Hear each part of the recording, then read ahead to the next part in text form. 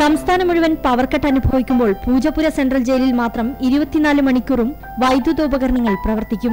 ഇനി വൈദ്യുതി ചാർജിനത്തിൽ ജയിലിൽ നിന്ന് ലഭിച്ചിരുന്ന 2,20,000 രൂപ വൈദ്യുതി ബോർഡിന് ലഭിക്കില്ല. ജയിലിലെ വഴിവിളക്കുകൾ, 1 മുതൽ 12 വരെ ബ്ലോക്കുകളിലെ ലൈറ്റുകൾ, ഫാനുകൾ, ചപ്പാത്തി ഉണ്ടാക്കുന്ന യന്ത്രം, വെള്ളം പമ്പു ചെയ്യൽ തുടങ്ങിയവ ഇനി സൗരോർജ്ജത്തിന്റെ സഹായത്തോടെയാണ് പ്രവർത്തിക്കുക.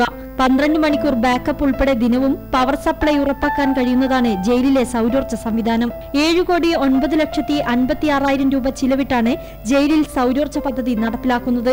സൗരോർജ്ജ പ്ലാന്റ് വന്നതോടെ 60-ന് മുകളിൽ പ്രായമുള്ള തടവുകാർക്ക് കുളിക്കാൻ ചൂടുവെള്ളം നൽകാനും അധികൃതർക്ക് പദ്ധതിയുണ്ട്.